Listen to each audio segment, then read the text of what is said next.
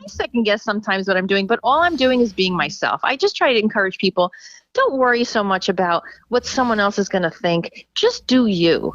Because at the end of the day, you have to be happy with yourself for you to be happy with anybody else. And I think that's just the message I try. And that's why I love this business, because it's kind of pushed me to put myself out there more, to inspire other people to do the same. Wouldn't you love a backstage pass to candid discussions at the crossroads of motherhood, justice, community, entrepreneurship, mentoring, and success? Host Melissa Rosenblum is one of only a few women certified by the Supreme Court of New Jersey as a criminal trial attorney. When you add kids, a booming law business, and a little black book full of subject matter experts, you've got the Mighty MERP podcast. That's mightymerp.com. Hi, this is Melissa Rosenblum, host of the Mighty MERP podcast, and I'm here today talking to Cera. We're going to talk about entrepreneurship.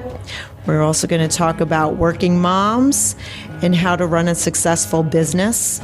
Welcome, Kim, and I'm so excited that we finally got this to work. Oh, I know. Me too, Melissa. Thank you so much for including me in your podcast. I think this is just going to be so much fun. And I admire you as well as a woman in business. I like to say that I was an unwilling woman in business when I started. I mean, I love it now, but I was happy just being a lawyer for a really long time. Right. But before we get to your business and how you became an entrepreneur and a CEO of your own, company or skincare biz, I know that for a long time you were working, and would you consider yourself working in the corporate world? Absolutely, yes. So my first real job, we can say, was as an IT recruiter. So definitely working with various industries and helping them find top talent in the IT world. So that would range from executives, IT directors, programmers, you name it. And I had done that for 8 years. It was definitely the beginning of a wonderful career for me, and helped me, not only grow as a person professionally. And what I loved about it, it was my first sense of entrepreneurship, because it was commission based. So it was the type of career where, the more you put into it was the more you got out of it. There was no ceiling. And I think I really got the bug for that type of industry, I should say. When you went to college, did you know you would be interested in that type of area of work? What did you go to school for? Yeah, so absolutely not. What's funny is I started my degree in computer programming. Mm-hmm. And after a year, I decided, I don't think that's the direction I want to go in. And believe it or not, I graduated with an economics degree. And I did not want to pursue a career in economics. I didn't really know what I wanted to do. And I, found various temp jobs out of college. I was still trying to find my path. And lucky for me, I knew, it was actually my cousin's wife at the time, ran her own recruiting firm. And she knew my personality. She knew, what made me tick and what my strengths were. And she said, I think you'd be great in my business. And we talked. And as much as I had initially feared the 100% commission type of position, I welcomed it, because I was young. I was 24 at the time. Mm-hmm. And I'm like, what, why not try it now? Because here's an opportunity presenting itself. I'm not going to know unless I dive in. And it was a people business. And I quickly realized that, wow, I'm a people person. I love talking to people. I could talk to people all day long and helping them. And really what it came to was making matches and listening to hiring managers as to what they need, and then going out and finding that for them. And I found it was a passion of mine.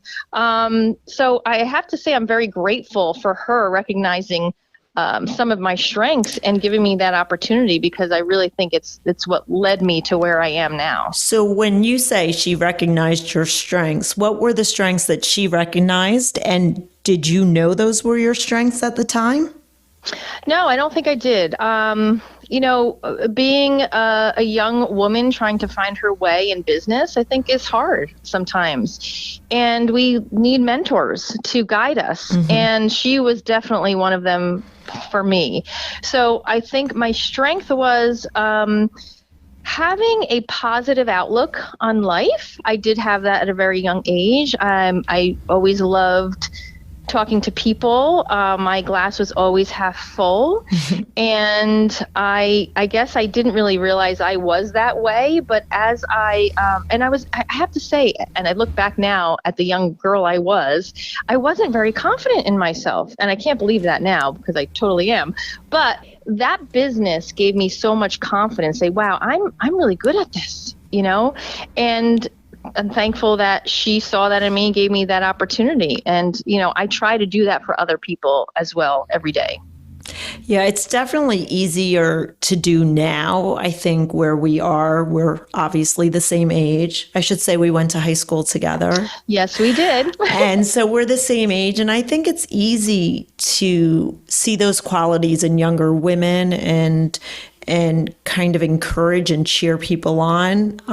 And I think it's so true when you're like at 24, I'm not even sure if I knew those were my qualities or even younger, Right. Mm-hmm. So you did IT recruitment for a number of years. Yes, I did that for 8 years. And then, it just things happened and it was time for me to make a career change. Mm-hmm. And I had met someone through my husband at the time who was in pharmaceutical sales. And him knowing my personality and my background too said, you know what, you'd be great in this business. So I'm like, all these people have kind of led me to my where I am today, which is great. But so I interviewed. I'm like, completely different industry.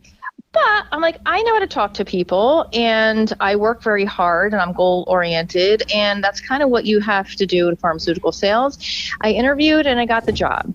And I said, okay, let's do this. And again, it was pretty much just having conversations and educating, physicians on why the products I was, trying to talk about would benefit their patients. So again, it's kind of, making matches and I thrived at that as well. And again, it was still like having my own business within a business because I created my own hours and I had my territory and I had to work my business the way, it would fit into my everyday. Is that commission based as well? It was salary. That was more salary, but commission based. So absolutely. And we had a program where we can earn cash bonuses and trips. And I had done that every year. So I was definitely one of their top salespeople year after year and won various rewards. And I think I just thrive in those types of opportunities because, you hold a carrot in front of me and I'm going to get it, So I quickly realized that, this is where I'm supposed to be. Any type of service-based industry where you're helping people and but also have the opportunity to not have a ceiling. Like I'm that person who can't just be in a job with a salary and like that's all you get. You know what I mean? Mm-hmm. So the more you work, the more you earn. That's what I'm all about. Right. And it does seem like at least the two jobs that you had that were commission-based, even with the salary, was interacting with people and really listening to their needs in order to service them or to provide what they needed. Yeah, and that's a good point. You really have to be a good listener because, that's one of the, I think, most important qualities in a service-based industry. Like, how can I provide for you? But you have to listen to what it is they're looking for, and then you try to give that back to them. So yeah, I think having listening skills is just very important in everyday life, honestly. So you worked in these business corporate type settings for how many years? 20 years? 15 years?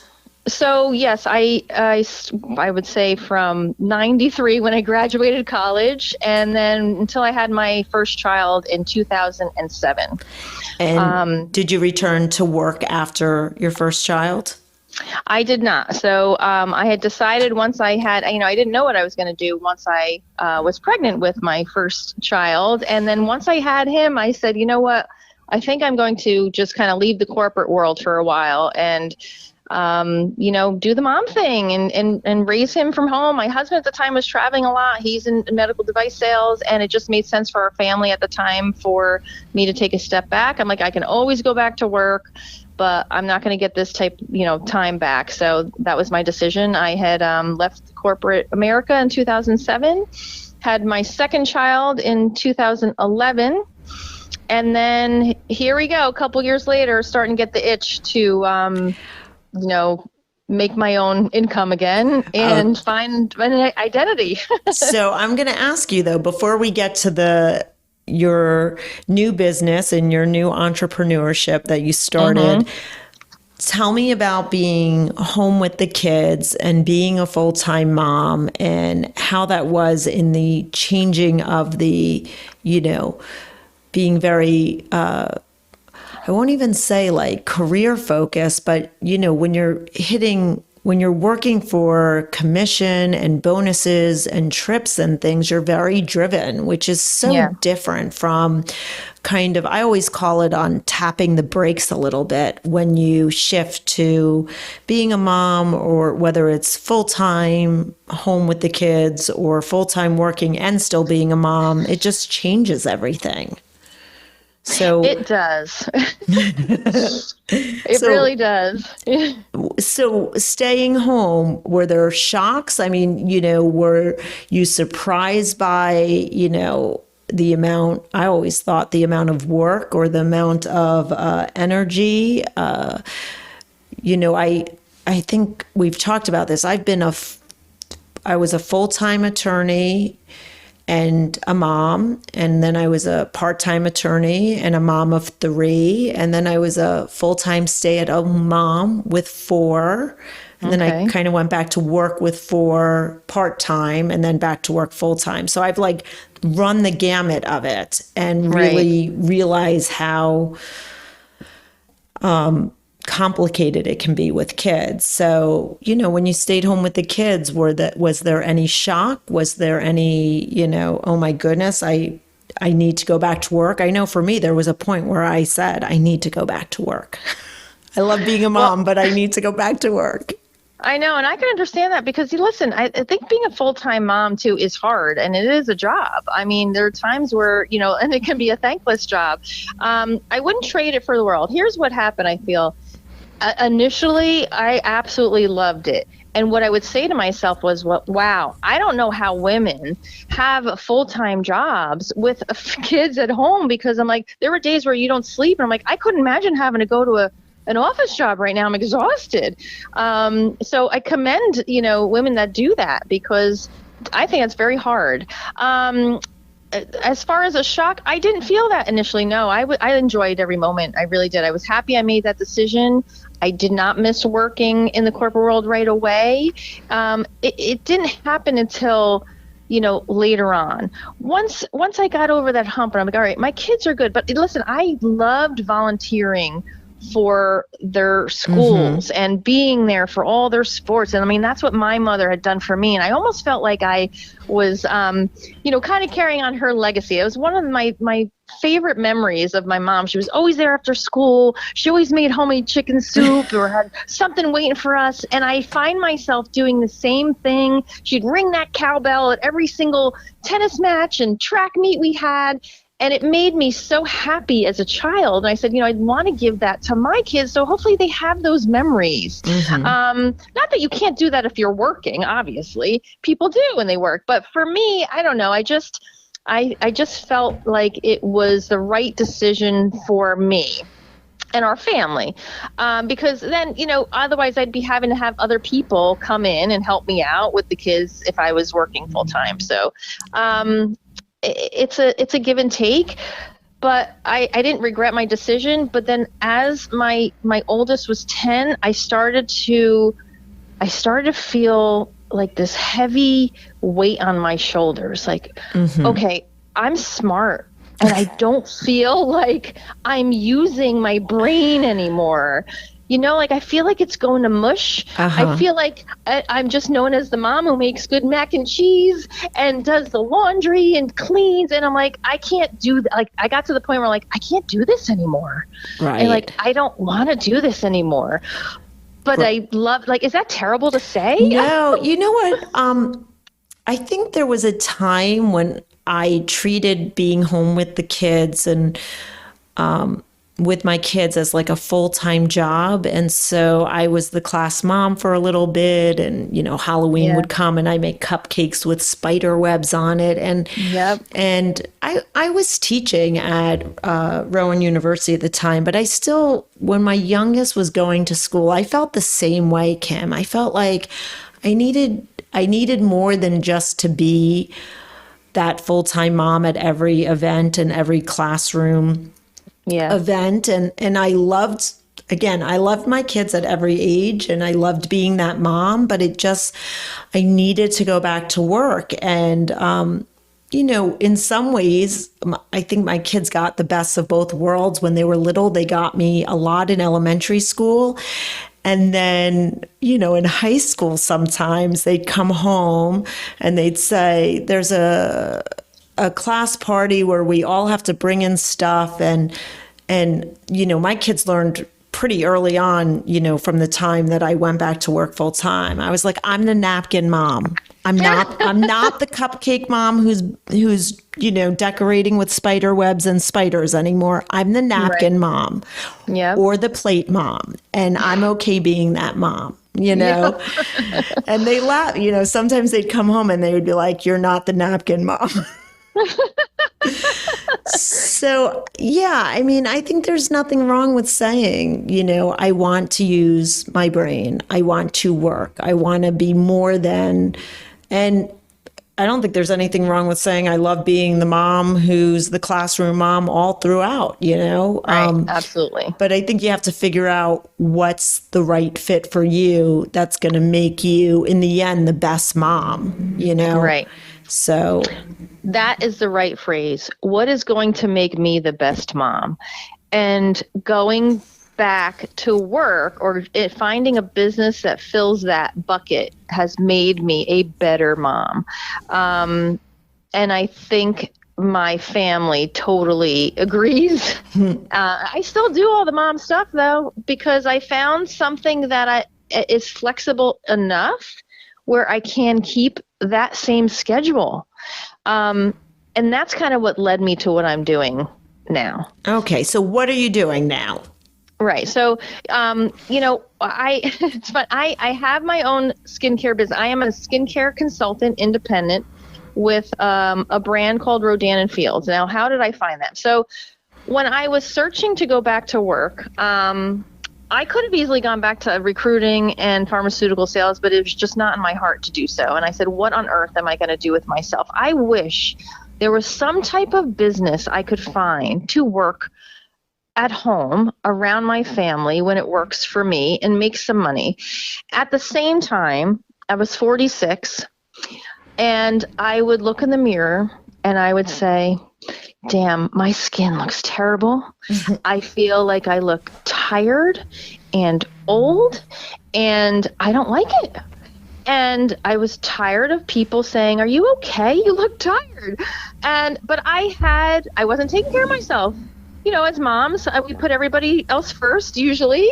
And I said, it's time for me to do something and invest in myself. And it was my search for a good eye cream that led me to follow somebody on social media and see all these before and after photos of people using this skincare. And I said, you know what? I need to do something. I don't know what to use. I don't know really how to use skincare. I had a drawer full of stuff that wasn't doing anything for me. So I reached out, and in having the conversation and about to buy a customized routine that would work for me, I also asked about, I told her about what I was feeling and I'm looking for a business, and she explained the business opportunity here. I'm like, get out. Really? There's a business with this? And a light bulb went off. I'm like, wait a minute. So I can work this business around my family. I'm going to get a better discount on the products I'm about to buy anyway, and I have the opportunity to earn money by sharing them with others. And oh, by the way, this company also has a rewards program. I'm like, oh gosh, recognition. I love that.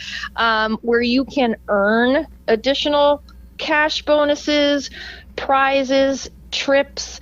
This sounds like what I used to do, but I'm my own boss. And I'm like, sign me up. And it happened in the same day. That to me is amazing. So you hadn't even really used the products yet. No, not a sample. Never tried a thing. But I knew these doctors because they were the same doctors that developed Proactive decades ago. And I knew their reputation and how they made that name a household name in the acne world. So they did it again, but they also added helping people with aging, with skin sensitivity, with sun damage, and a slew of other products, not to mention lashes. And I said, I know those doctors. So they developed, so they used to sell in high-end department stores, which I didn't even know. Bloomingdale, Nordstrom, because I didn't shop there as a mom. I was going to Walmart, and I didn't go to those stores. I had no idea. And then they decided to buy it back from Estee Lauder because they said, you know what? The people that are going to buy our products at these department stores, they're not going because of the women standing behind the glass counter. They're going because of the people using them and saying, oh my God, your skin looks great. What are you using? I use this. This is where you go buy it. They said, what if we create a business model for people to start their own businesses and help share at home? And that's exactly what they did. And we are the #1 premium skincare brand. And can I tell you, the other thing I'm so thankful for is the community. I think as a stay-at-home mom, I met people in the schools or whatever, but I was lonely. I'm a people person. I was used to being out, seeing people every damn day, and I missed that. And this business has given that back to me. I mean, the personal growth I've experienced from having to learn Instagram, because I'm like, what's that? I had no idea. 47. I joined a week before my 47th birthday. And I'm like, I don't even know what Instagram is. So I'm like, okay, here we go. Now I have a chance to learn again and be up with what's going on in the world, because you kind of lose that if you're not in the business world, Right. So you have your own business, and then you're also your own marketer, and you're your own self-promoter, and you're your own networker, and your own, handling the books and all of it, right? I do. Yes, I do all of it. It's all virtual. I have a website, so it's a virtual business. And that was the other thing that attracted to me to this, because, some people are like, oh, those at-home party businesses, we aren't that. And that's what I liked. I'm like, the whole point of me joining this business was because it's not going to take me away from my family. I don't have to go out house to house to house and do these parties. Do we have events? Yeah, and they're fun. But I could do everything virtually, which is what I loved.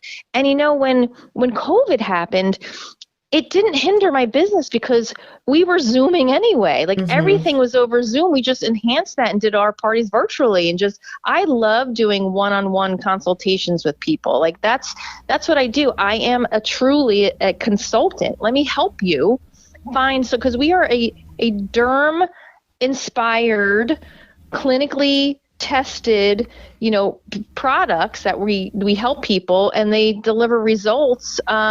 These before and after photos really speak for themselves. So it's a lot more than just selling skincare. We're selling solutions to people. And that's kind of my son uses our Teen Acne line. He has been for 3 years. These products have helped my husband's rosacea. So it's a family business. And I even find them talking to people about their experience with the skincare. So it's just really become such a great opportunity for all of us. So what was your initial goals? I know you wanted to have a business and go back to work to get your mind, working again. Yeah. Did you have initial goals of what the business was going to accomplish for you, at least financially, or, I know. I did. Mm-hmm. Yeah, so I definitely, obviously, having an extra stream of income is very helpful. Especially with kids, life's expensive. But we have one of my goals was we have a shore house, and it was rental income, as a income property for us, so we would rent it out every summer. And growing up with the kids down there has been just wonderful. And when I started this business, I know in the back of my head, I always said, I wish I could just make enough money with this business, because it's part-time. You just kind of fit it in your free time here and there.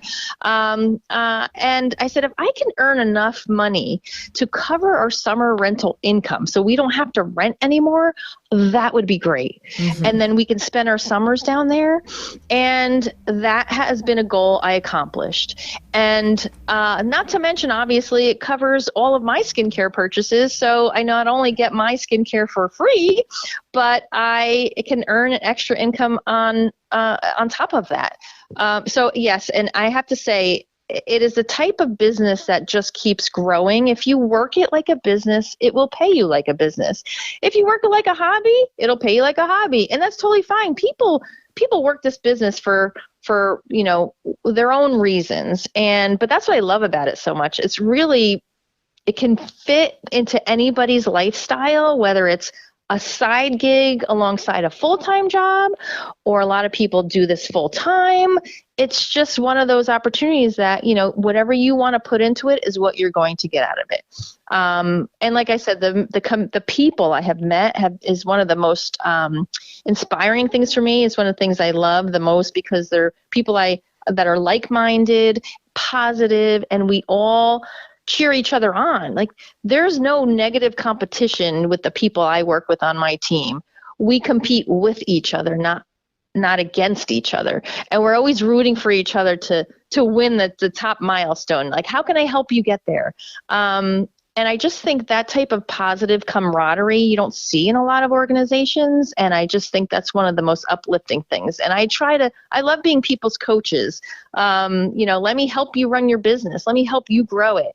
That's one of the things that I love as well. So not only do I have customers, but I also have team members. So I try to help women start their own businesses. And I think that's really important for people to even know this type of opportunity exists, because if somebody didn't share it with me, I can't imagine not being where I am now and have had the people I've met and have learned what I have. And I've just grown so much from it. So I'm very, very thankful. So the person who sold you the skincare product, were they your mentor as this was proceeding, as you were building?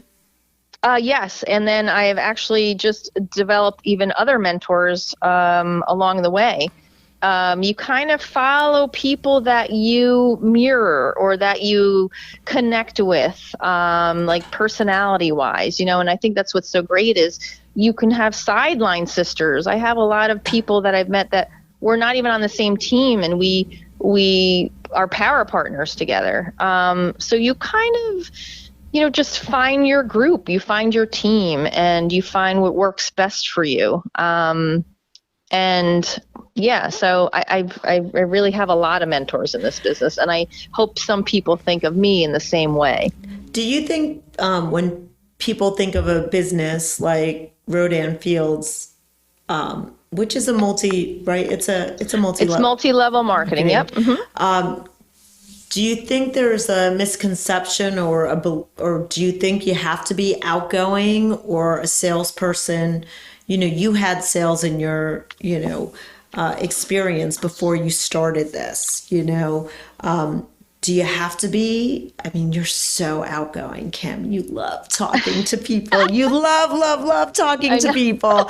Is it only made for that type of personality? What about the person who says, I'm not good at sales, or, is it a business for a specific personality type, an extrovert? Do you have to be an extrovert to be good at that? Oh, you don't. And, I'm glad you brought that up, because that's what people's like, I can't do what you do. I'm like, well, good. I don't want you to be me. I want you to be you. Like, that's the beauty of this business. You don't have to do videos and all that stuff. What you have to do is, like, I think people don't realize that they're really selling on a daily basis. Like, if you're wearing clothing and someone says, oh, I love your shirt, where'd you get it? Oh, you're going to tell them where you bought it. Or, oh, I ate at this restaurant last night and I had this meal. It's amazing. Like, we're constantly doing it, but you don't have to be a salesperson. I think it's better if you get that out of your head. You don't want to come off salesy. I don't want someone to think I'm a salesperson. I want someone to think of me as someone who wants to help others feel more confident in their skin, and because that's what it's all about. So we're shares people. Think of it that way. If you like to share, we're sharing on a regular basis all day long. I don't think people even realize it. So no, I encourage people. You're not going to know if you're good at something until you try it. I tell my kids that all the time. Don't be afraid of failure, because that's when you really grow, and who knows, it could be something you didn't even know you were missing in your life. I know. I tell my kids right now who are trying to figure out what they want to do when they grow up, try lots of different things. Figure out it's okay to fail. It's okay to be like, I don't want to do that. I've tried it. I do not want to do that. I have a child who's like, I don't want to be a cook. I don't want to be a waiter. I don't want to be. And their list is getting longer. And I'm like, it's totally fine. You tried it. It's just not your cup of tea right now. You know? Right. So. I mean, there are successful people in this business that are teachers, ER doctors, nurses, lawyers, realtors, pharmacists. Every profession you're going to find as a consultant in this business. And most of them joined because they started on the skincare and they absolutely fell in love with the results. And they started getting friends saying, where do you get that? And they're like, you know what? I'm sending them to the person that I buy from. Why don't I just join the business? They're coming to me anyway. And that's kind of how it happens. Not a lot of people join how I did at the same time. But I was confident in myself, and I figured, why not? I have nothing to lose. Like, what do I have to lose? I get great skin and I get a better discount. Well, I might as well try the business. And I'm thankful. And you know what? You can try it and you say, this is not for me. You can get out. Like, who cares? Just try it. You're not stuck. So what did you, when you started the business, so I know you're like, you're on Instagram and you do videos and things like that. And I love it. And I would love, my question really is like, what did you get out of it that you didn't expect to get out of it? Yeah, well, I didn't do videos right away because I wasn't confident yet either. I was trying to find my way and like see what was best for me. And it just started on like having, I had one launch party initially when I joined, had a bunch of friends come over, and that's what launched my business. We talked about the products. So the doctors created this awesome thing that's on my website. It's called a solution tool. And people start there by asking or answering a few questions about their skin. The doctors make the recommendation on products, not me. They do. And then I help facilitate going through customizing an order based on how they answer those questions. So that's what's so great. It's like, you don't have to know anything about skincare. You learn as you go, and you earn as you learn. And I just kept going, and I would just talk to people and reach out to people, and people I meet on the street. And like, there are people that I've met in this business from standing online waiting for food, and we just struck up a conversation, and skincare comes up, and then before you know it, they placed an order. And that's one of the things why I love this business. It follows you wherever you go. I don't know if I'm getting off on a tangent. What was your question? I know I talk so much. No, what did I get out of it? I sort of, obviously the making the money, yes, but I always find that when you start a business or it's a new business, that there's always things that you kind of not expect to get out of the business world. So for me, I know I've done criminal defense work my whole career. I know I'm good at being a criminal defense attorney. I care about my client. I'm a strong advocate, but I really learned that I'm a great marketer having my own firm. And,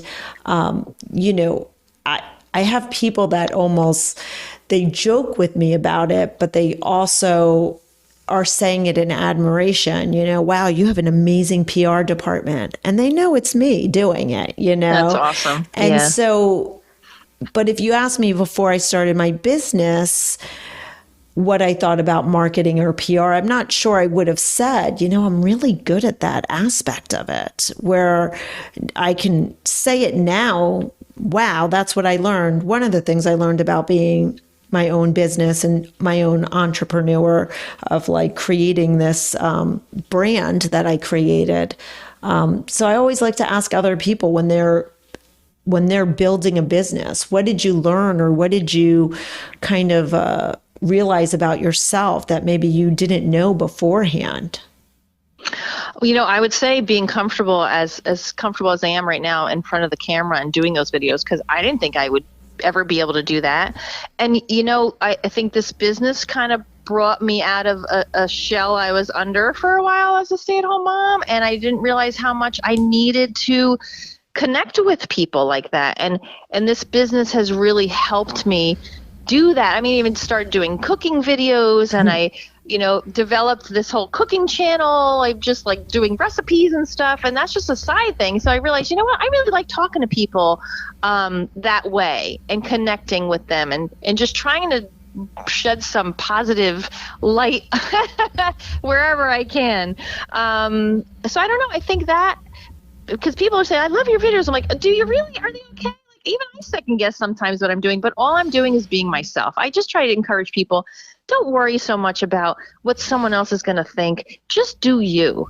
Because at the end of the day, you have to be happy with yourself for you to be happy with anybody else. Mm-hmm. And I think that's just the message I try. And that's why I love this business, because it's kind of pushed me to put myself out there more, to inspire other people to do the same. And I just think that's my goal, is just to show people, listen, you're never too old to start something new. Don't give up on yourself. Don't say I can't, I shoulda, coulda, woulda. Just do it, because you're not going to know unless you jump in. Absolutely. Absolutely. So what do your kids think of this now? Are they, you say like one of your kids uses the skincare, but are they like, are they impressed that, that for a while, I think our kids see us as a mom, and then sometimes they see us as a professional in the future, but it's not always the case, Yes. They honestly now they kind of get it. They're a little bit older. Michael's 15, Marco's 11. They cheer me on. They're like, hey, Ma, how'd you do today? Well, want to know why? Because some of the gifts I'm earning are Apple gift cards, and, you know who they go to. It goes to them. Mom, do you have any sales today? But you know what? I starting to see them sharing with their friends, especially my teen who's using acne. He's talking to his friends about acne. And he goes, Mom, maybe you can help so-and-so. We were talking about acne today. I told him to tell his mom to reach out to you. Like, I think that's what it's all about. They're trying to help people. Mm-hmm. And my other son starts talking about, at the orthodontist, my mom has a skincare business. They're proud of it. Mm-hmm. And it's teaching them, work hard, play hard. I'm going to make dinner, but then guys, I need silence. I have a Zoom I got to do. And, and stuff like that. I got to pick you up there, but I got to do that. So I'm showing them how you can multitask, how you can run a business from home and still have your family time. I think it's just teaching them entrepreneurship. I don't know. It's been great. And even my husband too. My husband just came on I earned a trip to Palm Springs. It was one of our reward trips, and him being there and seeing, some people from the corporate side and other consultants and hearing their stories. And it just validates everything, that it's a true business, and skincare is positioned for growth. It is one of those industries that just keeps growing. And what's great is we can talk to anyone with skin. It's not a niche market. It's men, women, teens. It really is. And my husband, I find him sharing his story. Oh no, you got to listen. My skin was terrible. It's so cute to have him market for me too. So I just think it's been great. Yeah. That is great. So that on the Mighty Merp podcast website, we'll have your links and ways for people to connect with you. But if somebody was like, oh my goodness, I need someone to help me right now with my skin issues. And it's funny that you say everyone has skin, because I think, my teenagers and boys have their own skin issues, and me at my age with, allergies and dry skin. I have my skin issues. They're completely different, but everyone has their skin issues, right? Right. Yes. Yes. So how do people find you, Kim? So if you're on Instagram, you can find me. It's Kim_Previtt. That's PREVITE_ Cera. Sorry about that. But my website is kcera.myrnf.com. You can go there too and take the skin quiz, or you can even, I'm on LinkedIn. You can find me there as well, Kim Cera, Cera, and we can connect there. So I'd be happy to help anybody either with skincare solutions or even to start their own business from home. It's a great business opportunity. And then you also have your cooking as well. I do. And there is so I have a Boss Lady bio link. So that's on my Instagram page. You can click that link, and on there's a link to my YouTube cooking channel. I do love that. I love your homemade pastas and your soups. I'm always very impressed. Oh, and my hummus is to die for. I have to say, everybody that makes my hummus reaches out to me and says, your hummus is the best. So if you need a hummus recipe, I'm your gal. There you go. There you go. So, well, I appreciate you taking the time today to talk with me. And I always think it's so interesting for women is starting their own business, and also especially coming out of it from being at home and sort of figuring out where they want to go. I think it's, as I always say, for me, the business part of my job has been like the biggest change of how to build a business, not how to be a lawyer. I learned that in law school, how to be a lawyer. I didn't learn how to be a business person. That's very true. Yeah. And good. I mean, you should be very proud for what you've built. And I love following you as well. And I love seeing your successes, Melissa. So, congrats on everything. And thank you even for having me on this podcast. I feel honored that you've asked. So this was a lot of fun. And so before we finish, I'm going to ask you my few rapid fire questions, because I think they are fun. And I know that you are a play hard, work hard, or work hard, play hard person. So what do you like to do to relax? Oh, to relax. God, I don't know. Well, I'm a total beach bum. So if I can go to the beach anytime, that's what I would prefer to do. Or if I'm at home, I love taking baths. That's my relaxing time. Oh, wow. That's nice. What do you, are you reading anything right now? Am I reading anything? I have to say nothing right now. I mean, I try to, if I ever have any spare time, I throw myself back into my business. So I'll read up more on my industry, stuff like that. But I can't say I'm actually reading a specific book. Do you have a favorite quote or song that you go to? Favorite quote. Yes. I would say the only thing you'll regret in life are the risks you didn't take. That's something that our whole family goes by. Oh, I like that one. Favorite color? Orange. Wow. I think you're my first orange. Really? I do. It usually goes with blue. Most people are like blue, and then I have to figure out what kind of blue after that. You might be the first orange. I'm the first. And what's funny is the people that follow me know that, and they're constantly sending me things that they find that are orange, and I love it. That is so funny. One of my twins is at a college, and the colors are orange and black, and he does not like orange so much that he almost did not go to that college. Oh my goodness. And it's a very good college. Oh, that's so funny. It is. Well, I always end with the favorite color because I think everyone knows my favorite color, and it's pink. And what is it? Well, and you can attest, because I cannot find a picture to verify this. But Kim, what was the color of my car in high school? It was pink. It was pink. I've asked everyone if anyone has a picture of that darn car, but my parents had a flood in their house at some point. Oh, no. And so there's like a lot of pictures that are missing, and I cannot find a picture of my pink Ford Gran Torino 73. Oh my gosh. I'm sorry you can't find a picture. Yes, that would be a great one. Maybe somebody does. We'll have to put it out there to the Wayne Valley grads. I think we do need to do that. But I have reached out to some people to say, hey, do you happen to have a picture of my car? You know, the pink one? That's awesome. All right. Well, thanks again. I'm cheering you on as well, and I will see you on all the social media sites. Okay, Kim? Thanks, Melissa. You have a great day. I'll talk to you soon. Thank you for listening in. Stay tuned for the next part in this conversation. Mighty MERP is available on iTunes, Spotify, and all your favorite apps and players. But the best way to experience the show is to visit mightymerp.com. That's mightymerp.com.